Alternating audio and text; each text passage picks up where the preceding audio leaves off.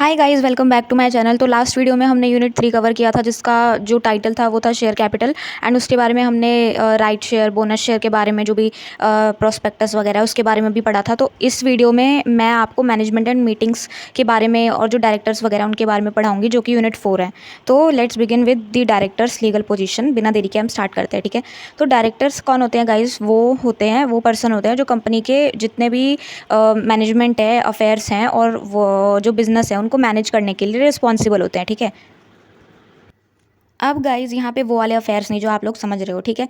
क्योंकि डायरेक्टर्स इसलिए बनाए जाते हैं कंपनी के लिए, क्योंकि कंपनी जो होती है वो आर्टिफिशियल पर्सन होती है और वो खुद एक्ट नहीं कर सकती। अब फॉर एग्जांपल कंपनी बना दी तो कंपनी में 4 लोग तो लगेंगे ना। जैसे मान लो आपको अगर एक घर बनाना है तो घर के लिए आपको 4 मजदूर लगेंगे उसको बनाने के लिए, ठीक है। तो ऐसे ही कंपनी होती है। कंपनी आर्टिफिशियल पर्सन है जो कि रियल नहीं है, तो उसकी जो बिल्डिंग है उसको रेडी करने में, उसको रन करने के लिए कुछ लोग चाहिए होते हैं, ठीक है। उनमें से एक जो मेन जो रनर होता है कंपनी का, उसको डायरेक्टर बोलते हैं, ठीक है। अब कंपनी खुद एक्ट तो कर नहीं सकती, इसलिए वो डायरेक्टर्स के थ्रू काम करती है, ठीक है। अब बोर्ड ऑफ डायरेक्टर क्या होते हैं? बोर्ड ऑफ डायरेक्टर कंपनी के कंट्रोलिंग और डिसीजन मेकिंग बॉडी होती है, ठीक है। अब इसके कुछ पॉइंट्स है, वो देखो जरा। लीगल पोजीशन ऑफ डायरेक्टर्स, ठीक है। इससे पहले मैं थोड़ा बहुत और बता देती हूँ कि कंपनीज एक्ट 2013 में कुछ डायरेक्टर्स के अपॉइंटमेंट्स, पावर्स और ड्यूटी के बारे में जो भी उनके लीगल पोजीशन है उससे रिलेटेड प्रोविजंस दिए हुए हैं, वो आगे हम पढ़ने वाले हैं अब। तो अगर बेसिकली बात करें मोटा मोटी, तो डायरेक्टर एक ऐसा पर्सन होता है जिसे कंपनी के बोर्ड में अपॉइंट किया जाता है ताकि वो कंपनी के अफेयर्स को मैनेज और सर्वाइज कर सके, ठीक है। सुपरवाइज करेगा वो उसको। एंड जो भी डायरेक्टर कंपनी की तरफ से एक्ट करेंगे वो कंपनी के ऑब्जेक्टिव्स अचीव करने में हेल्प करेंगे, ठीक है। लीगल पोजीशन की अगर हम बात करें, जो कि मैंने अभी बताया आपको, तो उसमें क्या होता है कि डायरेक्टर की लीगल पोजीशन यूनिक होती है, क्योंकि वो कंपनी के रिलेटेड में के रिलेशन में जो भी डिफरेंट रोल्स होते हैं उसको परफॉर्म करते हैं ये डायरेक्टर्स, ठीक है। उन्हें क्या क्या माना जाता है वो देखो। 4 चीज़ें में माना जाता है, जैसे कि फर्स्ट आ जाएगा आपका agents of the company, trustees of the company property, officers of the company and fiduciaries, ठीक है। एंड इसके बाद हम पढ़ेंगे जो भी मेन जो होता है डायरेक्टर्स एज एजेंट्स क्या होते हैं, ठीक है। ये जो भी मैंने आपको बताया ना 4-5 पॉइंट्स, इसके बारे में हम पढ़ेंगे। तो डायरेक्टर्स एज एजेंट्स जो होते हैं उसमें क्या होता है, डायरेक्टर कंपनी के एजेंट्स की तरह एक्ट करते हैं, क्योंकि वो कंपनी की तरफ से बिजनेस कंडक्ट करते हैं और कॉन्ट्रैक्ट्स एंटर करते हैं, ठीक है। डायरेक्टर्स द्वारा अपनी अथॉरिटी के अंदर दिए गए जो भी एक्ट्स होते हैं उनके लिए कंपनी लायबल होती है। लेकिन जनरली जो डायरेक्टर्स होते हैं वो पर्सनली लायबल नहीं होते उन कंपनी कॉन्ट्रैक्ट्स के लिए जो प्रॉपरली उनकी पावर्स के अंदर किए गए हों। जैसे कंपनी का एमओए होता है, मेमोरेंडम ऑफ एसोसिएशन, ठीक है। उसमें कंपनी के पर्पस वगैरह लिखे होते हैं। ये मैंने आपको सेकंड यूनिट में भी बताया था। थर्ड यूनिट में आई डोंट नो मैंने डिस्कस किया हो 1-2 बार। तो उसमें ये होता है कि पर्पस के अलावा अगर आपने काम किया तो वो वॉइड माना जाएगा, ठीक है, यानी नहीं माना जाएगा। जो भी आपने काम किया, जो उसमें मेंशन है वही आपको काम करना है। लेट्स से आपने कपड़े बनाने की कंपनी खोली तो आपको कपड़ा ही बनाना है, आप स्टेशनरी की दुकान नहीं खोल सकते, कंपनी नहीं खोल सकते, ठीक है। ये सिर्फ एक एग्जाम्पल के लिए मैंने आपको समझाया है। अब डायरेक्टर्स एज ट्रस्टीज़ क्या होते हैं, ठीक है। डायरेक्टर्स को एक सेकेंड। डायरेक्टर्स जो होते हैं वो इन चीज़ों के लिए ट्रस्टी माने जाते हैं। जैसे कि पहला आ गया कंपनी की प्रॉपर्टी, ठीक है। सेकंड आ गया कंपनी के फंड्स जो होते हैं, या फिर उन्हें दिए गए जो भी पावर्स होते हैं, उस इन चीज़ों के लिए उन्हें ट्रस्टी माना जाता है, ठीक है। अब उन्हें कंपनी एसेट्स का यूज़ ऑनेस्टली और जो भी कंपनी के बेनिफिट्स हैं उसके लिए करना चाहिए। ऑब्वियस सी बात है, अगर कोई भी डिसऑनेस्ट पर्सन कंपनी को रन करने में हेल्प करेगा तो कंपनी जो है वो लॉस में जाएगी, वो कोई ना कोई घपले करेगा आए दिन। एंड जिसका हिसाब भी कंपनी को पता नहीं चलेगा। तो इसलिए जो भी है ऑनेस्ट पर्सन चाहिए होते हैं, उन्हें पर्सनल गेन के लिए कंपनी प्रॉपर्टी का मिसयूज़ नहीं करना चाहिए, ठीक है। अब डायरेक्टर्स एज ऑफिसर्स कैसे होते हैं? तो डायरेक्टर्स कंपनी के ऑफिसर्स होते हैं। डायरेक्टर्स जो होते हैं वो कंपनी के ऑफिसर्स होते हैं, क्योंकि वो इंपॉर्टेंट मैनेजरियल पोजीशन होल्ड करते हैं और कंपनी लॉ प्रोविजंस की कंप्लायंस के लिए रिस्पॉन्सिबल होते हैं, ठीक है। लीगल ड्यूटीज़ जो होते हैं, अगर उसको कोई वायलेट करे, ठीक है, तो उसमें मतलब बेसिकली वो खड़े रहते हैं। और पेनल्टी, अगर कोई भी मतलब लीगल ड्यूटीज़ को वायलेट करेगा तो उन पे पेनल्टी लगेगी, ठीक है। मतलब उन्हें इस चीज़ पे फेस करना पड़ सकता है। अब डायरेक्टर्स एज फिड्यूशरीज क्या क्या होते हैं? तो गाइस, डायरेक्टर्स एज फिड्यूशरी में क्या होता है, जो डायरेक्टर्स होते हैं ना वो कंपनी के टुवर्ड्स फिड्यूशरी पोजीशन ऑक्यूपाई करते हैं। मतलब क्या है इसका? ऑनेस्टली एक्ट करना होता है उन्हें, बस, ठीक है। और फिड्यूशरी बहुत ही बड़ा डिफिकल्ट वर्ड है, तो मैं अगर आपको सिंपल भाषा में बताऊं तो उनको गुड फेथ में वर्क करना आना चाहिए, ठीक है। कॉन्फ्लिक्ट ऑफ इंटरेस्ट जो है उसको अवॉइड करना आना चाहिए। मतलब जो भी कन्फ्लिक्ट आ रहे हैं कंपनी में, क्योजेज आ रहे हैं, जो भी लड़ाई झगड़े हो रहे हैं उसको सुलझाना है और आपको ऑनेस्टली काम करना है कंपनी के लिए। कंपनी इंटरेस्ट को प्रोटेक्ट करना उनको आना चाहिए। जो भी ड्यूटीज़ हैं उनकी, गुड फेथ में एक्ट करने की ड्यूटी, रीजनेबल केयर और जो भी उनकी स्किल्स हैं, एक्सरसाइज करने की ड्यूटी, ठीक है, ये सब उनको आना चाहिए। And personal conflicts of interest avoid करने की ड्यूटी, सीक्रेट प्रॉफिट ना कमाने की ड्यूटी। जैसे कई बार होता है ना कि मान लो कंपनी ने इस साल 50,000 अर्न किया, ठीक है, तो क्या करते हैं ना कि जो आपका बुक्स ऑफ अकाउंट्स है उसमें वो दिखा देते हैं कि आपको तो लेट से आपको 30 का प्रॉफिट हुआ है, ठीक है। अब क्या करेंगे, जो ये डेविएशन है ना 20,000 का, वो अपनी जेब में डाल लेंगे, ठीक है। तो इसी को बोलते हैं सीक्रेट प्रॉफिट्स। जो भी प्रॉफिट हुआ है तो वो आपको सब कुछ अच्छे से बताना है कि ये प्रॉफिट हुआ है, आपको डिसऑनेस्टी नहीं करनी है, अगर एज अ डायरेक्टर मैं बात करूँ तो। फिफ्थ पॉइंट आता है कंपनीज एक्ट और एओए के प्रोविजंस है उसको फॉलो करने की ड्यूटी। जिसने मेरी वीडियो नहीं देखी, एओए का मतलब होता है आर्टिकल ऑफ एसोसिएशन, जिसमें आपके जो इंटरनली मैनेजमेंट वगैरह जो होते हैं, रूल्स होते हैं कंपनी के, वो लिखे होते हैं, ठीक है। अब इसमें लायबिलिटीज ऑफ डायरेक्टर्स भी होती है, वो देखो जरा, इसमें 4 पॉइंट्स मैंने यहाँ पे लिखे हुए हैं। दैट इज फर्स्ट है आपका लायबिलिटी फॉर नेग्लिजेंस, यानी नेग्लिजेंस के लिए लायबिलिटी होनी चाहिए। फ्रॉड या मिसरिप्रेजेंटेशन के लिए लायबिलिटी होती है, ठीक है। अल्ट्रा वायरस एक्ट्स के लिए लायबिलिटी होती है, और फिड्यूशियरी ड्यूटीज़ के ब्रीच के लिए लायबिलिटी होती है। इसके इंपॉर्टेंस देखो, डायरेक्टर्स क्यों ज़रूरी होते हैं, क्यों इंपॉर्टेंट होते हैं, क्योंकि वो क्या करते हैं, मैनेज करते हैं कंपनी के अफेयर्स एंड पॉलिसीज़ को, ठीक है। सेकंड आता है आपका शेयर होल्डर्स के इंटरेस्ट को प्रोटेक्ट करते हैं। थर्ड है प्रॉपर कॉर्पोरेट गवर्नेंस इंश्योर करना, और फोर्थ है कंपनी को बिजनेस ऑब्जेक्टिव्स अचीव करने में हेल्प करते हैं, ठीक है। अब डिस्क्वालिफिकेशन ऑफ डायरेक्टर्स देखते हैं क्या होता है। तो इसमें क्या होता है कि कंपनीज एक्ट 2013 में ना कुछ ऐसी कंडीशंस होती हैं जो प्रोवाइड करता है कि जिनके अंडर कोई पर्सन कंपनी का डायरेक्टर अपॉइंट होना या डायरेक्टर बने रहने के लिए डिस्क्वालीफाइड हो जाता है, ठीक है। इसमें क्या होता है ना कि कुछ ऐसी कुछ कंडीशंस होती हैं जिसमें वो कंडीशंस फुलफिल नहीं कर रहा होता है, तो उसे क्या करते हैं, डिस्क्वालीफाई कर दिया जाता है। अब ये डिस्क्वालीफाई लगाई क्यों जाती हैं, ये देखते हैं। तो इसमें क्या होता है कि ये डिस्क्वालिफिकेशन इसलिए लगाई जाती हैं ताकि सिर्फ कॉम्पिटेंट, ऑनेस्ट और रिस्पॉन्सिबल पर्सन ही कंपनी अफेयर्स को मैनेज करें। अब कोई भी डिसऑनेस्ट पर्सन आ जाता है और कंपनी को पता चलता है कि वो डिसऑनेस्ट है, वो रन नहीं कर पाएगा, तो वो उसको ऑब्वियस सी बात है डिस्क्वालीफाई करेंगी, क्योंकि उनको भी जो भी लॉन्ग टर्म के लिए बिजनेस है उसको चलाना, उसको किसी ऐसे हाथ में देना, किसी ऐसे ट्रस्टी के हाथ में देना जो कंपनी को चला सके, ठीक है। अब मीनिंग अगर मैं सिंपली बात करूँ तो डिस्क्वालिफिकेशन का मतलब क्या होता है कि किसी पर्सन का कंपनीज एक्ट में दिए गए सर्टेन रीजंस की वजह से कंपनी का डायरेक्टर बनने या बने रहने के लिए लीगली इनकैपेबल होना, ठीक है। जो भी कंपनीज एक्ट में जो भी रूल्स एंड रेगुलेशंस दिए हुए हैं उसमें वो लीगली कैपेबल नहीं है, ठीक है। उसने कुछ गलती कर दी है या फिर वो एक्ट नहीं कर पा रहा है, कुछ भी रीजंस हो सकता है, ठीक है। एक डिस्क्वालीफाइड पर्सन किसी भी कंपनी में डायरेक्टर अपॉइंट नहीं किया जा सकता, क्योंकि वो रन करने के लिए कैपेबल ही नहीं है, तो उसको क्वालिफाइड कैसे बोलेंगे। उसने डिस्क्वालीफाइड बोला है तो मतलब वो क्वालिफाइड कैसे हुआ। तो ग्राउंड्स देखते हैं ज़रा कि मतलब क्यों नहीं हो सकता। जैसे नॉर्मल सी बात है, अगर कोई पागल है वो कंपनी चला रहा है, या फिर मतलब डायरेक्टर बनने के लिए उसने अप्लाई किया, कोई पागल हो गया, या फिर कोई दिवालिया है वो अप्लाई कर रहा है, ये तो मतलब नॉर्मल सी बात है जो आपने 11th-12th में भी पढ़ा होगा, ठीक है। ये तो 2 बेसिक चीज़ें जो आप हर किसी में लिख के आ सकते हो, ठीक है। अब मैं जो मेन है ना इसके अलावा भी वो भी बता देती हूँ आपको। तो फर्स्ट देखो, मैंने आपको बता दिया अनसाउंड माइंड, ठीक है। तो अनसाउंड माइंड में क्या होता है, जो पर्सन कंपिटेंट कोर्ट द्वारा अनसाउंड माइंड डिक्लेयर किया जाता है, यानी पागल, ठीक है, वो डायरेक्टर बनने के लिए डिस्क्वालीफाइड नहीं होता, कुछ ऐसी मेंटल इशू हो जाता है या फिर कुछ भी हो सकता है, ठीक है। सेकंड आता है आपका इंसॉल्वेंट पर्सन, यानी कि कोई दिवालिया है, यानी उसके पास पैसे ही नहीं है, ठीक है। जो पर्सन अनडिस्चार्ज इंसॉल्वेंट है वो डायरेक्टर की तरह एक्ट नहीं कर सकता। थर्ड आता है आपका एप्लीकेशन फॉर इंसॉल्वेंसी पेंडिंग, ठीक है। इसमें क्या होता है कि अगर किसी पर्सन ने खुद को इंसॉल्वेंट डिक्लेयर करने के लिए अप्लाई किया हो और एप्लीकेशन पेंडिंग है तो वो भी डिस्क्वालीफाइड माना जाएगा। जैसे आपने अप्लाई किया है आधार कार्ड के लिए, ठीक है, मैं आधार कार्ड का यहाँ पे एग्जांपल दे रही हूँ। आपने आधार कार्ड के लिए अप्लाई कर दिया, ठीक है। अब आपका आधार कार्ड जो है वो अभी बना तो नहीं है ना, तो आप अभी भारत के नागरिक कैसे कहलाओगे। आप लेट से इंडिया में रह रहे हो और आपने आधार कार्ड के लिए अप्लाई कर दिया, जो कि बेसिक डॉक्यूमेंट होता है आपका, ठीक है, कि आप भारत के नागरिक हो या फिर जो भी आप स्टेट में रहते हो उसके हो नागरिक, ठीक है। तो आपको सिटीजनशिप के लिए जो भी डॉक्यूमेंट होता है अगर वो आपका पेंडिंग है तो आप कैसे कहलाओगे उस कंट्री के या उस स्टेट के जो भी रेजिडेंस है या फिर जो भी है। तो आपको ज़रूरी है कि आप पहले उसको कंप्लीट करो तो आप कहलाओगे, ठीक है। तो ऐसे ही कुछ है इसमें भी कि अगर आपने अपने आप को ये प्रूव करने के लिए डिक्लेयर करने के लिए अप्लाई किया है, एप्लीकेशन दिया है और वो पेंडिंग है, तो भी आप डिस्क्वालीफाइड ही कहलाए जाओगे, ठीक है। अप्रूव नहीं हुआ है ना तब भी आप डिस्क्वालीफाइड, क्योंकि आपका केस चल रहा है, ठीक है। अब फोर्थ पॉइंट आता है कन्विक्शन बाय कोर्ट। अब इसमें क्या होता है, इसमें जो पर्सन मॉरल टर्पिट्यूड वाले ऑफेंस में कन्विक्टेड होता है या फिर जो भी प्रिस्क्राइब पीरियड के इम्प्रिजनमेंट की पनिशमेंट पाया होता है वो डिस्क्वालीफाइड माना जाता है, ठीक है। यानी कि जो कोर्ट है ना, अगर कोर्ट ने उसको कोई किसी तरह की पनिशमेंट दी है, ठीक है, जो मतलब बहुत स्ट्रिक्ट है, तो उसके अकॉर्डिंग फिर वो डिस्क्वालीफाइड हो जाएगा, फिर वो अप्लाई नहीं कर सकता डायरेक्टर के लिए। अब फिफ्थ वाला पॉइंट है non payment of calls on shares. अब ये वाला गाइस बहुत इंपॉर्टेंट पॉइंट है जो आपको शेयर्स वाले 3rd यूनिट में भी आप लिख के आ सकते हो, ठीक है, किसी क्वेश्चन में अगर पूछ दिया तो।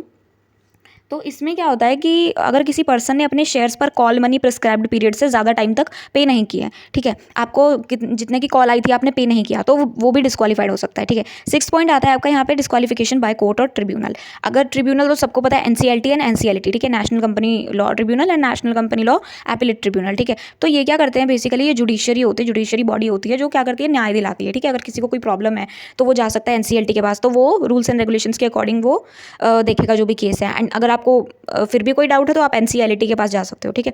एंड इस पॉइंट में ये बोला है कि अगर कोर्ट या ट्रिब्यूनल किसी पर्सन को डायरेक्टरशिप से डिस्क्वालीफाई करने का ऑर्डर पास करता है तो वो डायरेक्टर नहीं बनेगा फिर, ठीक है। अगर उसको कोर्ट ने मतलब टेम्पररीली या फिर जो भी परमानेंटली जो भी बोल दिया है कि आप नहीं कर सकते डायरेक्टरशिप, तो डिस्क्वालीफाई हो, तो फिर ऑर्डर पास कर दिया उन्होंने, फिर वो कुछ नहीं कर सकता, वो डायरेक्टर नहीं बनेगा फिर। 7th वाला पॉइंट है नॉन कंप्लाइंस बाय कंपनी। इस पॉइंट में क्या होता है कि जो भी पर्सन है, एक पर्सन है मान लो, तो वो अगर डिस्क्वालीफाई हो गया, अगर किसी कंपनी में वो डायरेक्टर है उस कंपनी ने, तो वो कंपनी क्या करेगी, कॉन्टिन्यूस ईयर तक फाइनेंशियल स्टेटमेंट है एनुअल रिटर्न फाइल नहीं किए हों, ठीक है।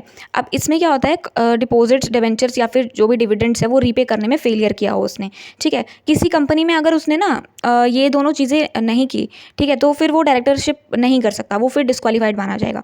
जैसे उसका जो काम है वो उसने नहीं किया। अब डायरेक्टर का जो काम है वो तो मुझे एग्जैक्ट नहीं पता, बट इतना है कि कंपनी के रिगार्डिंग जो भी है वो ऑनेस्ट रहे और अपना जो भी है सीक्रेट प्रॉफिट ना बांटे और सही दिशा में, सही डायरेक्शन में काम करे वो, ठीक है। तो ये 2 पॉइंट्स मेजर पॉइंट्स हैं, इनको ध्यान में रखना कि पहला पॉइंट ये है कि अगर वो 7th पॉइंट में बेसिकली यही है कि अगर किसी कंपनी में कोई डायरेक्टर है, अगर वो उसने कॉन्टिन्यूस ईयर तक फाइनेंशियल स्टेटमेंट्स या एनुअल रिटर्न्स फाइल नहीं किए, तो क्या करेगा, डायरेक्टर डिस्क्वालीफाइड कर जाएगा, ठीक है। एंड सेकंड आता है डिपॉजिट्स डिवेंचर या फिर जो डिविडेंड है वो रीपे करने में फेलियर किया हो, ठीक है। जैसे एक बार तो पे करने का टाइम उसको दिया ही है, ठीक है, अब दोबारा से रीपे करने में उसने फेलियर किया तो फिर वो वहाँ पे डिस्क्वालीफाइड हो जाएगा।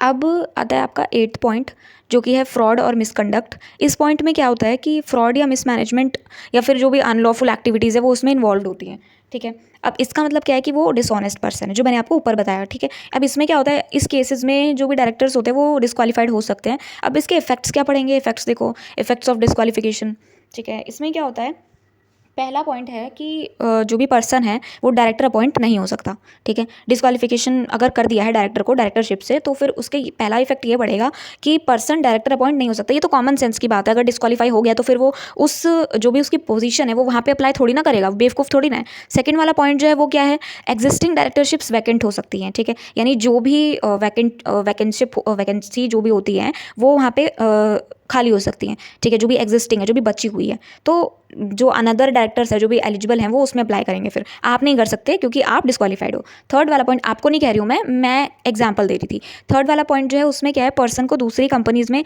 ऑफिस होल्ड करने से प्रोहिबिट किया जा सकता है, ठीक है। अगर वो जो भी है, अगर वो एक कंपनी में नहीं कर पाया क्वालिफाइड, डिस्क्वालीफाइड है, तो वो दूसरी कंपनी में कैसे कर सकता है, वो ऑलरेडी डिस्क्वालीफाइड है। अब लेट से कोई पागल है, वो अप्लाई करना चाहता है एक कंपनी में, वो डिस्क्वालीफाइड हो गया, ठीक है, मेंटल अनस्टेबल है, वो नहीं कर सकता, तो वो दूसरी कंपनी में भी नहीं कर पाएगा ना। अब फोर्थ वाला पॉइंट इसमें ये कहता है कि सर्टेन केसेस में कुछ लीगल पेनल्टीज भी जो भी होती हैं वो अप्लाई हो सकती हैं उसके ऊपर।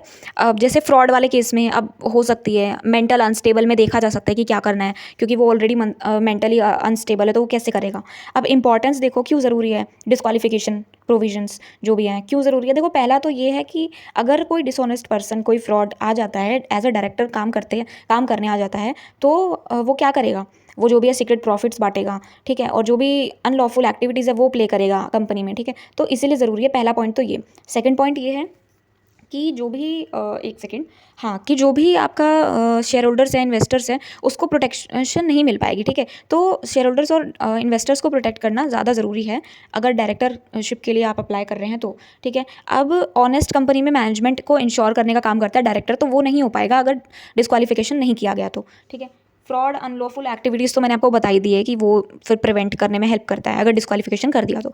एंड फोर्थ वाला पॉइंट है गुड कॉपरेट करना, गुड कॉपरेट गवर्नेंस को प्रमोट करना, ठीक है। अब इसके बाद आता है आपका DIN, that is director identification number. अब ये क्या होता है, ये बहुत इंपॉर्टेंट है किसी भी डायरेक्टर को बनने के लिए। जैसे मान लो आप लोगों ने CUET दिया था, ठीक है, या जो भी देंगे, या जो भी जिनका भी जो भी चल रहा है, तो मान लो आपने दिया था, तो आपको कॉलेज के एग्ज़ाम में बैठने के लिए क्या चाहिए, रोल नंबर चाहिए, ठीक है। तो वैसे ही डायरेक्टर बनने के लिए DIN चाहिए होता है, जिसको हम बोलते हैं डायरेक्टर आइडेंटिफिकेशन नंबर। अब ये क्या होता है वो देखते हैं। अब इसमें ना इसमें क्या होता है कि डायरेक्टर आइडेंटिफिकेशन नंबर इसमें क्या होता है, डायरेक्टर आइडेंटिफिकेशन नंबर में एक यूनिक आइडेंटिफिकेशन नंबर होता है ये, जो उस पर्सन को अलॉट किया जाता है जो कंपनी का डायरेक्टर बनना चाहता है। ठीक है, जैसे मान लो आपका मन कर गया कि मुझे तो डायरेक्टर बनना है, तो आप क्या करोगे, आप इस यूनिक आइडेंटिफिकेशन नंबर ये जो होता है ये, उसमें आप अप्लाई करोगे। ठीक है, पहले फिर आपका जो DIN नंबर आ जाएगा तो ही आप कंपनी के लिए किसी भी कंपनी के डायरेक्टर के लिए अप्लाई कर सकते हो। ठीक है, अब इसमें कंपनीज एक्ट 2013 के अकॉर्डिंग बताया गया है कि हर डायरेक्टर के लिए डायरेक्टर अपॉइंट होने से पहले DIN ऑब्टेन करना कंपलसरी होता है। इसके बिना आप नहीं बन सकते डायरेक्टर। ठीक है, DIN का मेन पर्पस क्या होता है, डायरेक्टर्स के लिए जो भी प्रॉपर रिकॉर्ड्स होते हैं मेंटेन करना। जैसे मान लो मैंने अभी आपको एग्जांपल दिया कॉलेज का कि आपने CUT दिया, आपका रोल नंबर आ गया। अब आपका जो रोल नंबर है ना, वो ही आपको एलिजिबल कराएगा कि आप एग्जाम दे सकते हो जो भी सेमेस्टर्स हैं उनके। ठीक है, वैसे ही डायरेक्टर होता है, उसका DIN नंबर आ जाता है तो ही वो जो भी है काम करता है, जो भी उसकी रिस्पॉन्सिबिलिटीज़ है वो करता है, जो भी प्ले है। एंड इसके बाद क्या होता है, जो भी कॉर्पोरेट एडमिनिस्ट्रेशन होता है उसमें ये ट्रांसपेरेंसी इंश्योर करना होता है। ठीक है, अब नॉर्मल अगर मैं बोलूँ तो DIN एक यूनिक नंबर होता है जो सेंट्रल गवर्नमेंट के थ्रू उस इंडिविजुअल को इशू किया जाता है जो कंपनी के डायरेक्टर की तरह एक्ट करना चाहता है, यानी कंपनी का डायरेक्टर बनना चाहता है। ठीक है, अब एक पर्सन के पास सिर्फ एक ही दिन हो सकता है। ठीक है, चाहे वो मल्टीपल कंपनीज में डायरेक्टर होगा। जैसे मान लो आपने एक कंपनी में डायरेक्टर के लिए अप्लाई किया, आपका DIN आ गया। ठीक है, अब आपने उस कंपनी से रिजाइन दे दिया, तो अब आप दूसरी कंपनी में जा रहे हो, तो ऐसा नहीं हो सकता कि आप दूसरी कंपनी में जाओगे तो फिर आपका नया DIN आएगा, फिर आप दोबारा से बनाओगे DIN। ठीक है, हर एक के पास मतलब मल्टीपल नहीं होना चाहिए, आपके पास एक ही होना चाहिए। उस एक DIN के बेसिस पर ही आप अलग अलग कंपनीज में अप्लाई कर सकते हो डायरेक्टर के पोस्ट के लिए। ठीक है, अब इसमें कुछ फीचर्स हैं DIN के। अब जो भी मैंने आपको बताया ना वो आप फीचर्स में लिख सकते हो। जैसे मैंने आपको डेफिनेशंस में बताया कि DIN होता क्या है, क्या करता है, क्या क्यों ज़रूरी है। ठीक है, तो आप वही चीज़ ना फीचर्स में लिख के आ सकते हो, ज़्यादा कुछ इंपॉर्टेंट नहीं है, वही चीज़ है इसमें लिखी हुई है कि एक यूनिक आइडेंटिफिकेशन नंबर होता है, ये सेंट्रल गवर्नमेंट के थ्रू इशू किया जाता है। थर्ड है, हर डायरेक्टर के लिए मैंडेटरी होता है, लाइफ टाइम वैलिड होता है, तब तक सरेंडर या कैंसिल ना हो।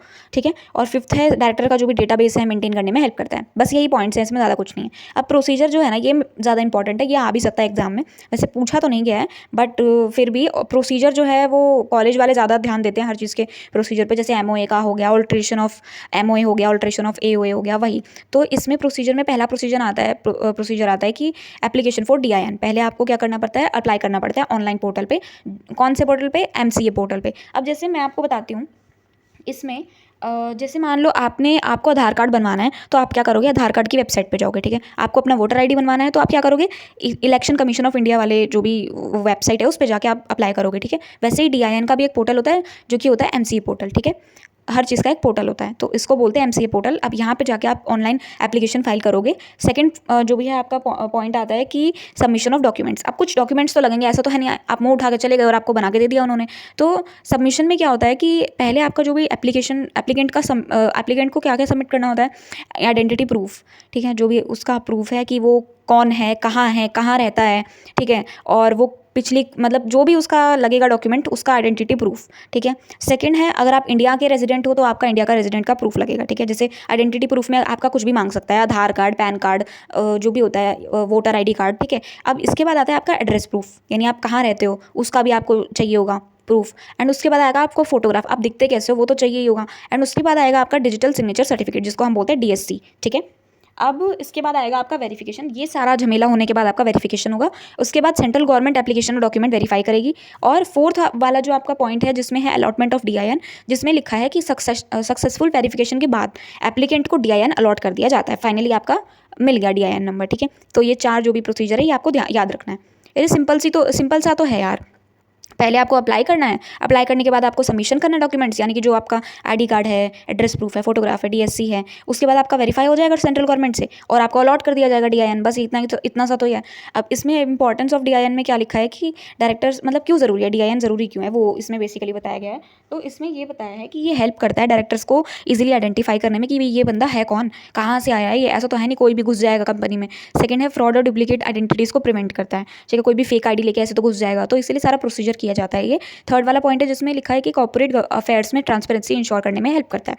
इसके बाद डायरेक्टर्स के प्रॉपर रिकॉर्ड्स मेंटेन करने में ये हेल्प करता है। एंड फिफ्थ वाला आता है आपका कंपनी लॉ के अंडर लीगल कंप्लायंस फैसिलिटेट करने में हेल्प करता है। ठीक है, अब आता है आपका कैंसिलेशन और सरेंडर ऑफ DIN। कैसे कैंसिल होगा आपका DIN, किस तरह से आपका जो भी नंबर के लिए आपने अप्लाई किया है वो आपका किस तरह से हट सकता है। इसका फर्स्ट पॉइंट आता है, पहला है DIN के कुछ कैंसिलेशन में क्या होता है कि कुछ केसेस में कैंसिल या सरेंडर कुछ रीजंस की वजह से किए जा सकते हैं, जैसे कि डुप्लीकेट DIN हो गया, या फिर मतलब या तो पहले से बनवा रखा है DIN तो दोबारा से अप्लाई किया हो, या फिर रॉन्गफुल अलॉटमेंट हो सकता है, या फिर डायरेक्टर की डेथ हो गई, ठीक है, या फिर डायरेक्टर के का जो DIN है वो यूज़ करने का इंटेंशन ना होना, ठीक है, उसको DIN चाहिए ही नहीं था, ऐसे ही बनवा लिया उसने, इस वजह से भी हो सकता है, ठीक है। अब पेनल्टी भी लगती है कुछ रीजंस में, पेनल्टी फॉर नॉन कंप्लायंस।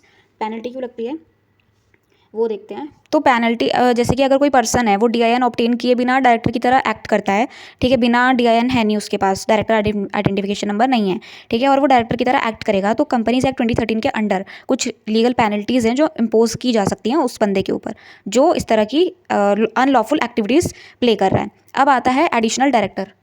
अब एडिशनल डायरेक्टर क्या होता है वो देखते हैं। सो गाइज एडिशनल डायरेक्टर कौन होता है, जैसे एक डायरेक्टर है, ठीक है, तो एडिशनल डायरेक्टर वो होता है जिसे बोर्ड ऑफ डायरेक्टर के थ्रू 2 एनुअल जनरल मीटिंग्स के बीच में अपॉइंट किया जा सकता है, ठीक है। अब एनुअल जनरल मीटिंग और जनरल वाली जो भी मीटिंग होती है AGM और जो भी EGM है, ठीक है, एक्स्ट्राऑर्डिनरी जनरल मीटिंग, तो वो वाला मैं आपको 5th यूनिट में अच्छे से एक्सप्लेन करके बताऊंगी। ये वाइंडिंग अप वाले चैप्टर में है तो मैं आपको उसमें बताऊंगी, ठीक है। तो एडिशनल डायरेक्टर देखो क्या होता है, पहले वो डायरेक्टर होता है जो बोर्ड ऑफ डायरेक्टर के थ्रू 2 एनुअल जनरल मीटिंग के बीच में अपॉइंट किया जाता है, ठीक है। अब कंपनीज एक्ट 2013 में क्या है, बोर्ड ऑफ एडिशनल डायरेक्टर क्या होता है, अपॉइंट करने की परमिशन देता है अगर AOA में ऑथराइजेशन है इस चीज़ का तो ही, ठीक है, यानी कि आर्टिकल ऑफ एसोसिएशन, ठीक है। एडिशनल डायरेक्टर अपॉइंट करने का पर्पस क्या होता है, जनरली कंपनी की बिजनेस रिक्वायरमेंट्स या फिर जो भी मैनेजरियल नीड्स है उसको फुलफिल करना, ठीक है। अब अगर सिंपल लैंग्वेज में मैं बात करूँ तो एडिशनल डायरेक्टर एक ऐसा पर्सन है जो कंपनी के एग्जिस्टिंग डायरेक्टर्स के अलावा बोर्ड ऑफ डायरेक्टर के थ्रू अपॉइंट किया जाता है, ठीक है। ये सिर्फ नेक्स्ट जो भी AGM है उसकी डेट तक या फिर उस लास्ट डेट तक ऑफिस होल्ड करेगा और जिस डेट तक AGM होना चाहिए, ठीक है। अब इसके फीचर्स क्या क्या हैं, AGM जो भी एडिशनल डायरेक्टर है उसका, पहला है बोर्ड ऑफ डायरेक्टर के थ्रू ये अपॉइंट किया जाता है। अब देखो मैं बताती हूँ, आप लोग कंफ्यूज हो रहे होंगे, बोर्ड ऑफ डायरेक्टर मैं बोल रही हूँ इतना, ये है क्या। देखो हर एक चीज़ की कमेटी होती है, ठीक है, जिसमें वो कमेटी सिलेक्ट करती है कि वो बंदा कैसे अपॉइंट करे होगा उस कंपनी में, ठीक है।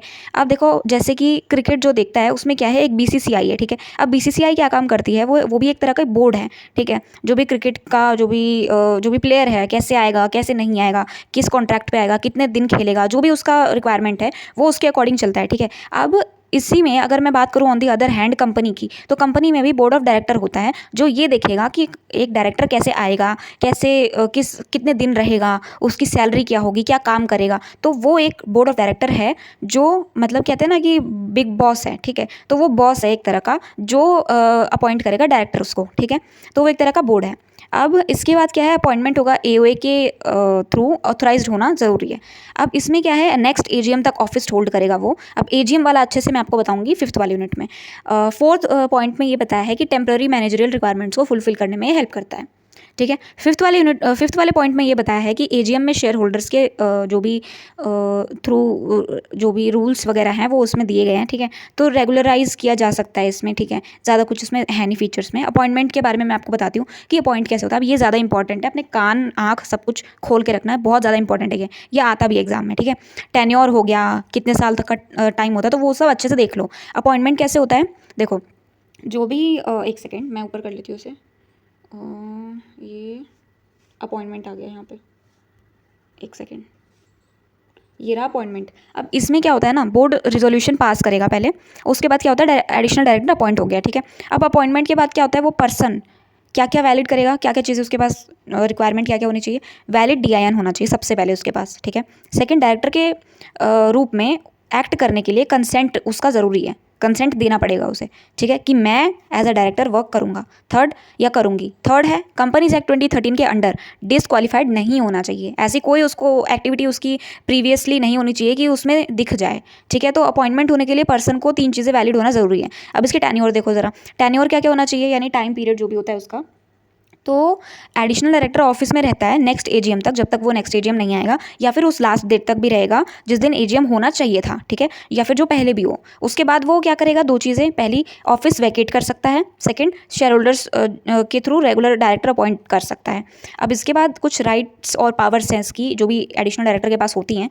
पहला है उसके पास जनरली एडिशनल डायरेक्टर के पास जनरली सेम ही राइट्स होते हैं, जो भी ड्यूटीज़ हैं, पावर्स हैं, रिस्पॉन्सिबिलिटीज़ हैं, ठीक है। और जो भी ये सब जो उनको मिलती हैं वो कंपनीज़ के दूसरे डायरेक्टर्स को भी मिलती हैं, जो इनको मिलती हैं, ठीक है। ये भी डायरेक्टर ही हैं, वो भी जो नॉर्मल डायरेक्टर होता है वो भी है, ठीक है। अब इसकी इंपॉर्टेंस देखो, एडिशनल डायरेक्टर होना क्यों ज़रूरी है एक कंपनी में। पहला है, एक सेकेंड, पहला है आप helps fill vacancies temporary vacancies fill करने में ये हेल्प करता है, ठीक है। मान लो वो जगह खाली है, अब खाली से तो अच्छा है कि कोई ना कोई हो वहाँ पे, तो एडिशनल डायरेक्टर को अपॉइंट किया जाता है। सेकंड है, मैनेजमेंट में एडिशनल एक्सपर्टीज़ लाता है। थर्ड, कंपनी को अर्जेंट बिजनेस नीड्स मैनेज करने में हेल्प करता है, ठीक है। और फोर्थ पॉइंट आ जाएगा यहाँ पे कि बोर्ड के स्मूथ फंक्शनिंग को इंश्योर करने में हेल्प करता है, ठीक है। मतलब बेसिकली सब में यही है कि ट्रूथफुल, मतलब ऑनेस्टली होना चाहिए, वो बंदा ऑनेस्ट होना चाहिए, ऑनेस्टली काम करे, उसका कोई भी सब कुछ क्लियर होना चाहिए, बैकग्राउंड डेटा, बैक डेटा जो भी है उसका, ठीक है। अब classification of directors, additional director, ठीक है। अब इसमें क्या होता है, ये तो मैंने आपको बता दिया, अपॉइंटमेंट कैसे होता है, टेन्योर क्या क्या होता है, ठीक है। अब इसके अलावा जो भी ऑल्टरनेट डायरेक्टर है उसके बारे में पढ़ते हैं हम कि ऑल्टरनेट डायरेक्टर होता क्या है, ठीक है। तो इसमें क्या होता है कि एडिशनल डायरेक्टर में जो क्लासिफिकेशन है पहले वो बताती हूँ मैं आपको। तो क्लासिफिकेशन में क्या होता है कि एक डायरेक्टर होता है जो बीओडी के थ्रू एजीएम के बाद और नेक्स्ट एजीएम से पहले अपॉइंट किया जाता है, मोटा मोटी बता रही हूँ, ठीक है। बोर्ड एडिशनल डायरेक्टर तभी अपॉइंट कर सकता है जब एओएम में अपॉइंटमेंट के ऑथराइजेशन जो भी है उसमें लिखा हो। अब उसके बाद आता है अपॉइंटमेंट ऑफ एडिशनल डायरेक्टर, किस तरह से होता है मैंने आपको बता ही दिया। डीआईएन, मतलब एक शॉर्ट समरी मैं आपको बता रही हूँ, डीआईएन होना चाहिए उसके पास और वो उसका कंसेंट होना चाहिए, और थर्ड है उसका डिस्क्वालीफाइड नहीं होना चाहिए, और जो भी टेन्योर है मैंने आपको डेफिनेशन में बताई दी, फीचर्स भी मैंने आपको बता दिए, इंपॉर्टेंस भी मैंने आपको बता दी ऊपर की क्यों ज़रूरी है, उसकी नॉलेज के लिए, एक्सपर्टीज़ के लिए हमें ज़रूरी है कि कोई बंदा हमें नॉलेज दे, कंपनी के जो भी हित में काम करे वो वगैरह वगैरह, ठीक है। तो ये सब तो आप लिख के आ सकते हो कि कंपनी को अगर अर्जेंट बेसिस मैटर्स में हैंडल करना है तो फिर उसकी ज़रूरत पड़ेगी, मैनेजरल टेम्पररी बेसिस पे कुछ भी काम करना है तो उसके लिए हेल्प ज़रूरत पड़ेगी, स्मूथ फंक्शनिंग को इंश्योर करने में कंपनी के मैनेजमेंट वगैरह में हेल्प करेगी, ठीक है। तो इसके बाद आता है ऑल्टरनेट डायरेक्टर। अब ये क्या होता है, ऑल्टरनेट डायरेक्टर के बारे में पढ़ते हैं। अभी तक हम एडिशनल डायरेक्टर के बारे में पढ़ रहे थे, अब ऑल्टरनेट डायरेक्टर क्या होता है। जो ऑल्टरनेट डायरेक्टर होता है ना, वो किसी दूसरे डायरेक्टर की जगह अपॉइंट किया जाता है जब ओरिजिनल डायरेक्टर कम से कम 3 महीने के लिए इंडिया से एब्सेंट हो या फिर जो भी कंट्री है उससे एब्सेंट हो, ठीक है। जैसे मान लो ऑल्टरनेट नाम से ही पता चल रहा है, यानी किसी के बिहाफ पे या फिर किसी के बाद, ठीक है। ऑल्टरनेट का मतलब क्या होता है, सेकंड ऑप्शन, ठीक है। जैसे मान लो अगर एक डायरेक्टर है, उसको किसी भी कंडीशन की वजह से वो चला जाता है किसी काम से, या फिर बहुत ही कुछ अर्जेंट काम है, ठीक है, तो वो चला जाता है, तो उसके बदले ना किसी और को उसकी जगह पे अपॉइंट कर दिया जाता है। ओरिजिनल डायरेक्टर के जो भी उससे पहले जो डायरेक्टर था ओरिजिनल, जो जिससे वहाँ पे होना चाहिए, उसके बाद जो डायरेक्टर आएगा वो कम से कम 3 महीने के लिए अगर इंडिया से एब्सेंट है, ठीक है, जो ओरिजिनल डायरेक्टर है, तो उसके बिहाफ पे ये रहता है। अब ऑल्टरनेट डायरेक्टर की अपॉइंटमेंट बीओडी के ही थ्रू की जाएगी, ये तो सबको पता है, बीओडी वगैरह के अकॉर्डिंग की जाएगी, एंड आर्टिकल ऑफ एसोसिएशन में या फिर जनरल मीटिंग रिजोल्यूशन में ऑथराइजेशन होना कंपलसरी है, ये तो सबको पता है, ठीक है। अब फीचर्स क्या क्या है इसके। पहला फीचर ये है कि एग्जिस्टिंग डायरेक्टर की प्लेस पर अपॉइंट किया जाएगा इसको, ठीक है। जो डायरेक्टर पहले था उसके ही उस पर किया जाएगा इसको, बिहाफ पे, ठीक है, थोड़े दिन के लिए, फिर जब वो आ जाएगा तो इसको भगा देंगे। अब सेकंड वाला जो पॉइंट है इसमें क्या है कि जो भी ओरिजिनल डायरेक्टर है वो इंडिया से या फिर जो भी कंट्री है उससे कम से कम 3 मंथ्स के लिए एब्सेंट होगा तो ही अपॉइंट किया जाएगा, ठीक है, जो भी टेन्योर होता होगा इसलिए। अब थर्ड वाला पॉइंट है, ओरिजिनल डायरेक्टर के जब वो इंडिया वापस आ जाएगा तब तक आने तक ये ऑफिस को होल्ड करेगा, जो भी ऑफिस का काम है वो ये देखेगा। फोर्थ पॉइंट है, ओरिजिनल डायरेक्टर से के सिमिलर पावर्स और ड्यूटीज़ इसकी भी होती हैं जो इसको अपॉइंट किया है। और फिफ्थ पॉइंट है, ओरिजिनल डायरेक्टर के टर्म्स से ज़्यादा ऑफिस होल्ड ये नहीं करेगा, ठीक है। जितना ओरिजिनल ने किया था जो पहले था उतना ही इसको भी करना है, इससे ज़्यादा वो नहीं कर सकता। लेट्स से अगर पहले वाले ने 4 महीने संभाला था तो इसको भी 4 ही महीने संभालना है, ठीक है। अब appointment of alternate director, appointment कैसे होगा ऑल्टरनेट डायरेक्टर का, इसको भी वही सेम चीज़ वही होनी चाहिए कि जो भी आपका डीआईएन नंबर है वो होना चाहिए, ठीक है, वैलिड डीआईएन होगा, अंडर जो भी कंपनीज एक्ट 2013 के अंडर डिस्क्वालीफाइड नहीं होना चाहिए, राइट्स ड्यूटीज़ भी इसकी सेम ही होती है ज़्यादातर, ज़्यादा कुछ इतना है नहीं इसमें, ठीक है। ऑल्टरनेट डायरेक्टर में कुछ इंपॉर्टेंस है, क्यों ज़रूरी है, वही चीज़ें मैनेजमेंट को कंटिन्यूटी देगा, डायरेक्टर के एब्सेंस में कंपनी को स्मूथली फंक्शन करने में हेल्प करेगा और डिसीजन मेकिंग को डिले करने में प्रिवेंट करेगा, ज़्यादा कुछ इसमें है नहीं। कैजुअल डायरेक्टर के बारे में पढ़ते हैं, ये क्या, अब देखो नाम से पता चल रहा है कैजुअल, ठीक है, ये मतलब ये ऐसे ही होता है, किसी काम का नहीं होता ये, अरे मजाक कर रही हूँ, ये काम का होता है। कैजुअल डायरेक्टर वो डायरेक्टर होता है जो कैजुअल वैकेंसी फिल करने के लिए अपॉइंट किया जाता है, ठीक है। या जैसे मान लो किसी का बिना ही मतलब जैसे कहते हैं ना कि अकाल मृत्यु हो जाना या फिर कुछ भी, मतलब इस तरह से कुछ बोलते हैं कि जैसे बिना ही किसी रीज़न की वजह से वो अपनी ड्यूटी छोड़ दे, जो पहले डायरेक्टर था, तो उसके बदले इसको अपॉइंट किया जाता है, ठीक है। अब जैसे हाँ, एबनॉर्मल जो एक्टिविटीज़ होती हैं, एबनॉर्मल एक्टिविटीज़ की वजह से इसको अपॉइंट किया जाता है, ठीक है। अब जैसे मान लो वो अपना काम कर रहा है, वो मर गया, टपक गया वो, ठीक है, तो उसके बदले इसको अपॉइंट करेंगे, ठीक है। डेथ रेजिग्नेशन, जैसे मान लो उसका मन नहीं कर रहा है कि मुझे तो काम करना नहीं, तुम्हारी कंपनी बड़ी बेकार है, ठीक है, तो मैं तो जा रहा हूँ यहाँ से, तो उसके बदले फिर ये आएगा कैजुअल वाला डायरेक्टर, ठीक है। या फिर ऐसा हो सकता है कि वो फ्रॉड हो, ठीक है, उसको पकड़ लिया अब उसको, ठीक है, उसका घोटाला घपला जो उसने किया था वो पकड़ लिया, तो अब उसके बदले कैजुअल डायरेक्टर आएगा, ठीक है। और फोर्थ पॉइंट है रिमूवल, जैसे मान लो उसको रिमूव कर दिया, ठीक है, उसको निकाल दिया धक्के मार के, तो इसको बुलाएंगे फिर, या फिर कोई भी रीज़न हो सकता है, ठीक है, अनदर रीजन ऑल्सो, कि उस वजह से अगर किसी भी वजह से अगर प्रॉब्लम अराइज होती है तो इसको किया जाएगा फिर। और वो प्रॉब्लम्स मैंने आपको बता दी, डेथ, रेजिग्नेशन, डिस्क्वालिफिकेशन, रिमूवल और अनदर रीजंस, ठीक है। ऐसी अपॉइंटमेंट क्या होगी, बीओडी के थ्रू की जाएगी। अब ये लाइन तो मैं अब बोलने नहीं वाली क्योंकि ये रट जाएगी तुम लोगों को, बीओडी के अकॉर्डिंग ही होगा जो होगा, ठीक है, मैं नहीं बताने वाली। अब फीचर्स देखो इसके, फीचर्स में पहला फीचर ये है कि कैजुअल वैकेंसी फिल करने के लिए ये अपॉइंट होगा। सेकंड है वैकेंसी डायरेक्टर के टर्म एक्सपायर होने से पहले ये अराइज होगा, ठीक है। अब बीओडी के वही थ्रू अपॉइंट करेंगे, वही है। और फिर फोर्थ वाला पॉइंट है ओरिजिनल डायरेक्टर जो है वो रिमेनिंग टाइम तक ऑफिस को होल्ड करेगा। जैसे मान लो, मैं आपको बताती हूँ, मान लो जो ओरिजिनल डायरेक्टर था ना, उसका मान लो उसने 2 महीने संभाला, 2M, ठीक है, M को मंथ से डिनोट कर लेना। अब जैसे मान लो उसने 2 मंथ संभाल लिया, ठीक है, अब उसका टाइम पीरियड कितने का है, 3 मंथ्स का है, ठीक है। तो अब क्या होगा, कैजुअल डायरेक्टर जो आएगा उसके बदले जो, या मान लो ये टपक गया, ठीक है, जो भी रीज़न हो गया, ये तो गया काम से, ठीक है, इसको हटाओ यहाँ से। अब ये जो 3 मंथ्स जो जो टर्म जो भी टेन्योर था ना इसका, तो वो जो कैजुअल डायरेक्टर आएगा वो सिर्फ 1 मंथ ही संभालेगा। ऐसा नहीं है कि उसका ये 2 मंथ इसने ये संभाल के गया है, तो ये भाई साहब आएंगे तो ये भी 2 मंथ या फिर 3 मंथ जो भी ये संभालेंगे, ऐसा नहीं है। इसका टाइम जो भी था उसके अकॉर्डिंग ही ये संभालेगा, और 1 मंथ अब जो बचा है उतना ही ये संभाल के और चला जाएगा, ठीक है, उतना ही ये संभालेगा। और जो भी रिमेनिंग टाइम है बस इतना ही समझ लो। अब मेनली पब्लिक कंपनीज में ये कॉमन होता है, ठीक है। अपॉइंटमेंट कैसे होगा, वही DIN होना कंपलसरी है, डिस्क्वालीफाइड नहीं होना, ये सब मैं अब आपको नहीं बताऊंगी, ठीक है। टेन्योर वही है, कैजुअल डायरेक्टर सिर्फ उस रिमेनिंग पीरियड तक ही ऑफिस होल्ड करेगा जितने पीरियड के लिए ओरिजिनल डायरेक्टर अपॉइंट था, ठीक है। इंपॉर्टेंस क्या है इसकी, क्यों ज़रूरी है, सडन वैकेंसीज को क्विकली फिल करने में हेल्प करेगा, अनइंटरप्टेड जो भी मैनेजमेंट है उसको इंश्योर करेगा, बीओडी के प्रॉपर फंक्शनिंग को मेंटेन करेगा, ठीक है। अब आता है वुमेन डायरेक्टर, ठीक है। अब वुमेन डायरेक्टर होना क्यों कंपलसरी है और क्या क्या जो भी है बातें होती हैं वो सब देखते हैं। तो वुमेन जो डायरेक्टर है क्यों कंपलसरी है और क्या रोल होता है इसका, वुमेन डायरेक्टर क्या है। वुमेन डायरेक्टर एक फीमेल मेंबर होती है जो कंपनी के बीओडी में अपॉइंट की जाती है। अब कंपनीज एक्ट 2013 ने ये सर्टेन किया है कि कंपनीज के लिए कम से कम 1 वुमेन डायरेक्टर अपॉइंट करना मैंडेटरी है, ठीक है, कम से कम एक तो होना ही चाहिए, एक तो होनी ही चाहिए, ठीक है। ये बनाया है ताकि जेंडर डाइवर्सिटी और बेटर जो भी कॉर्पोरेट गवर्नेंस है उसको प्रमोट किया जा सके, ठीक है। अब देखो गाइज, सारे ही मान लो 10 आपके 10 डायरेक्टर्स हैं, ठीक है, तो 10 डायरेक्टर्स है ना अगर कंपनी में, तो 1 वुमेन डायरेक्टर भी ज़रूरी है, कंपलसरी है, ठीक है। तो ऐसा नहीं होना चाहिए कि 10 के 10 ही डायरेक्टर हैं बस, उसके अलावा कोई वुमेन डायरेक्टर नहीं है, तो उसके लिए आपको फिर जो भी है लीगल वो देना पड़ेगा, और आपके ऊपर पेनल्टी भी लगाई जा सकती है क्योंकि कंपलसरी है ये, ठीक है। अब रिक्वायरमेंट क्या क्या है इसकी, वुमेन डायरेक्टर की सर्टेन प्रिस्क्राइब्ड कंपनीज को कम से कम एक वुमेन डायरेक्टर अपॉइंट करना कंपलसरी है। जनरली रिक्वायरमेंट कुछ है, दो हैं, जो कि पहला लिस्टेड कंपनीज पर, ठीक है, रिक्वायरमेंट ये अप्लाई होती है, ठीक है।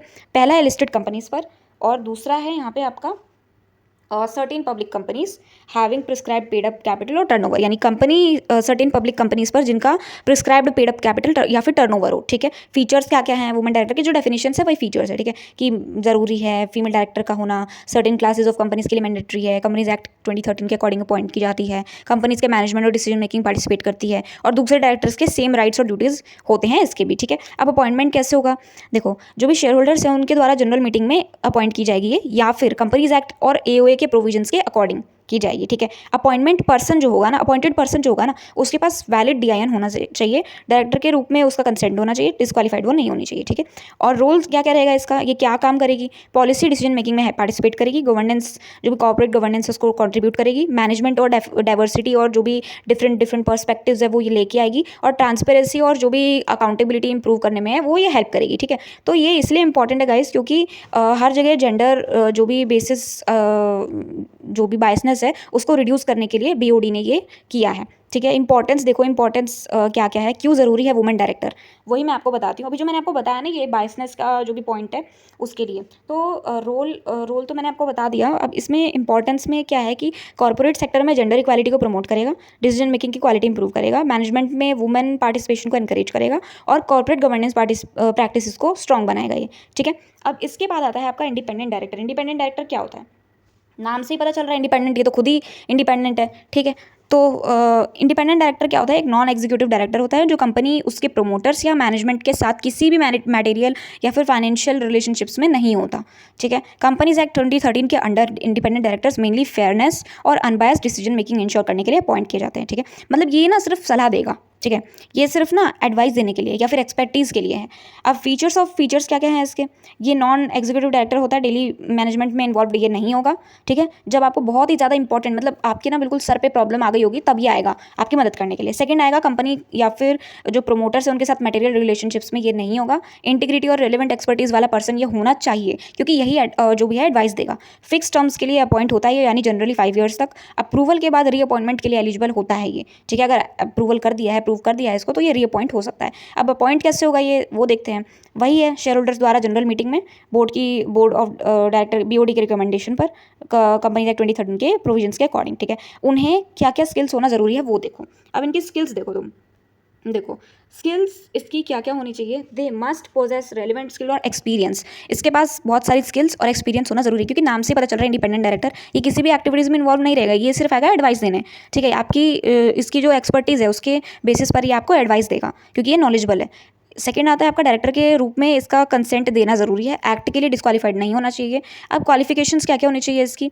इंडिपेंडेंट डायरेक्टर की इंटीग्रिटी और एक्सपर्टीज़ वाला बंदा होना चाहिए, ठीक है। मैंने आपको पहले ही बता दिया कि must be a person of integrity and expertise. Second आता है प्रोमोटर या प्रोमोटर्स से रिलेटेड ये नहीं होना चाहिए, ठीक है। प्रोमोटर से इसका कोई लेना देना नहीं होगा, कोई वास्ता नहीं। थर्ड पॉइंट है कंपनी में कोई फाइनेंशियल इंटरेस्ट नहीं होना चाहिए इसका। फोर्थ है कंपनी के मैनेजमेंट में ये इन्वॉल्व नहीं होगा।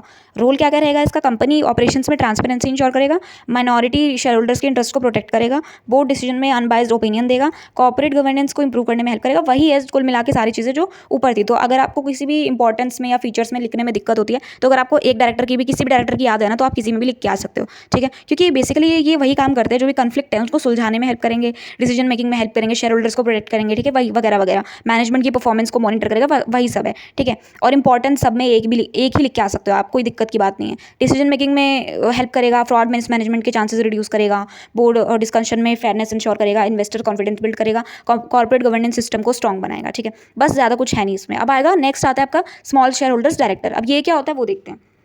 तो स्मॉल शेयर होल्डर डायरेक्टर क्या होता है? अभी तक हमने पढ़ा है एडिशनल डायरेक्टर, जो भी है एसोसिएट डायरेक्टर होता है क्या, आगे पढ़ेंगे शायद। तो इसमें हमने पढ़ा इंडिपेंडेंट डायरेक्टर, वुमेन डायरेक्टर, ठीक है। और जो भी डायरेक्टर हैं ये सारे आपको याद रखने हैं, कोई सा भी डायरेक्टर आ सकता है। ज़्यादातर अगर मैं बताऊँ तो चांसेस होते हैं इंडिपेंडेंट डायरेक्टर के, ठीक है। पेपर में लास्ट ईयर इंडिपेंडेंट डायरेक्टर के बारे में पूछा गया है, ठीक है, तो आप वो पढ़ के आना। और अगर आपको किसी भी इंपॉर्टेंस या फीचर्स में दिक्कत है, तो आप एक ही डायरेक्टर का अगर आप याद रख लो तो आप सब में वही चला सकते हो पॉइंट्स, ऐसा कोई इशू नहीं है। और आपको अगर कोई भी डाउट है तो प्लीज़ कमेंट सेक्शन में लिख देना और भर देना कमेंट सेक्शन। अगर डाउट है तो मैं आपको रिप्लाई करने की कोशिश करूँगी तुरंत। अब स्मॉल डायरेक्टर्स के बारे में पढ़ेंगे, स्मॉल शेयर होल्डर्स डायरेक्टर जो होते हैं। अब ये क्या होते हैं? देखो, स्मॉल शेयर होल्डर्स डायरेक्टर वो डायरेक्टर होते हैं जो लिस्टेड कंपनी के स्मॉल शेयर होल्डर्स के थ्रू BOD में उनके इंटरेस्ट रिप्रेजेंट करने के लिए इलेक्ट किया जाता है, ठीक है। ये प्रोविजंस कंपनीज एक्ट 2013 के अंडर माइनॉरिटी यानी स्मॉल शेयर होल्डर्स को प्रोटेक्ट करने के लिए दिया गया है। अब देखो स्मॉल शेयर होल्डर्स होते कौन है वो देखते हैं। सबसे पहले स्मॉल शेयर होल्डर्स वो शेयर होल्डर्स होते हैं जिनकी प्रिस्क्राइब्ड लिमिट जनरली 20,000 इन लिस्टेड कंपनी के अकॉर्डिंग जो भी रूल्स होते हैं, इससे ज़्यादा नॉमिनल वैल्यू को शेयर्स होल्ड नहीं कर सकते ये, ठीक है। और वो होते हैं जो कंपनी के प्रमोटर्स नहीं होते। देखो, जो कंपनी के प्रमोटर्स नहीं होते उन्हीं को हम बोलते हैं स्मॉल शेयर होल्डर्स, ठीक है। इनका प्रमोटर से कोई लेना देना नहीं है। देखो 20,000 जो है ना, ये पॉइंट याद कर लेना, ये पेपर में कई बार पूछ भी लेता है, या फिर ये बोल सकते हैं कि जनरली जो लिमिट है वो बताओ। या भी ऐसा स्मॉल शेयर होल्डर्स का जो है आपको डायरेक्ट क्वेश्चन तो नहीं आ सकता, बट जो शॉर्ट नोट है ना उसमें आपको पूछा जाता है। जो 5th क्वेश्चन होता है, लास्ट वाला डरावना वाला पॉइंट ना, उसमें 5 क्वेश्चन पूछे जाते हैं जो कि शॉर्ट नोट के ऊपर होते हैं। उसमें से एक होता है स्मॉल शेयर होल्डर्स या फिर इंडिपेंडेंट डायरेक्टर, ये ज़्यादातर आते हैं। इस साल क्या आएगा वो तो मैं भी नहीं जानती। अब इसके बाद आता है features of small share holders director. इसके फीचर क्या क्या होता है? ये स्मॉल माइनॉरिटी शेयर होल्डर जो होता है उसको रिप्रेजेंट करेगा, सिर्फ लिस्टेड कंपनी में अपॉइंट होता है ये, ठीक है। और उसके बाद आता है ये स्मॉल शेयर होल्डर्स डायरेक्टली या एसोसिएशन के थ्रू इलेक्ट करते हैं। दूसरे डायरेक्टर्स के सामने राइट्स और ड्यूटीज़ होती हैं, और माइनॉरिटी शेयर होल्डर्स के फेयर ट्रीटमेंट को इंश्योर करेगा ये, ठीक है। अपॉइंटमेंट कैसे होगा? वही है स्मॉल शेयर होल्डर्स के थ्रू मीटिंग में, ठीक है। कंपनीज एक्ट 2013 और रूल्स के जो प्रिस्क्राइब्ड प्रोसीजर है उसके थ्रू। अपॉइंटमेंट की कंडीशंस क्या क्या होंगी वो देखो। अब कंडीशन ज़्यादा इंपॉर्टेंट है, किस कंडीशन पे ये अपॉइंट किया जाएगा। Must be an individual share holder और एलिजिबल पर्सन, ये इंडिविजुअल शेयर होल्डर या फिर एलिजिबल पर्सन होना चाहिए। सेकंड है एक्ट के अंडर डिस्क्वालीफाइड नहीं होना चाहिए। थर्ड है डायरेक्टर के रूप में इसका कंसेंट होना जरूरी है। और फोर्थ है वैलिड DIN। ठीक है, टर्म क्या क्या होगा इसका, term of office generally 3 years period होगा इसका अपॉइंटमेंट का, एंड रूल्स के अकॉर्डिंग अगर इसका अप्रूवल हो जाता है तो ये रीअपॉइंटमेंट भी इसका हो सकता है। ठीक है, अब कुछ रोल हैं इसके, कुछ रोल यहाँ पे दिए हुए हैं, 5 रोल हैं। ये क्या काम करेगा, रोल देखो ऊपर वाले जितने भी रोल है ना वही आप इसमें लिख सकते हो। देखो इसमें भी वही है कि ये स्मॉल शेयर होल्डर्स को प्रोटेक्ट करेगा, उसके इंटरेस्ट को। ठीक है, सेकंड है जो भी बोर्ड मीटिंग्स में माइनॉरिटी शेयर होल्डर्स है उसको रिप्रेजेंट करेगा। थर्ड है कंपनी डिसीजन में हेल्प करेगा, स्मॉल इन्वेस्टर्स को अफेक्ट करने में जो भी इश्यूज होते हैं वो रेस करेगा, और कॉर्पोरेट गवर्नेंस इंप्रूव करेगा। ठीक है, इसकी इंपॉर्टेंस क्या है कि क्यों ज़रूरी है स्मॉल शेयर होल्डर डायरेक्टर, क्योंकि ये जो है वो स्मॉल इन्वेस्टर्स को वॉइस देता है। ठीक है, अब नाम से पता चल रहा है स्मॉल शेयर होल्डर्स, तो इसका आप इंपॉर्टेंस ये लिख के आ सकते हैं।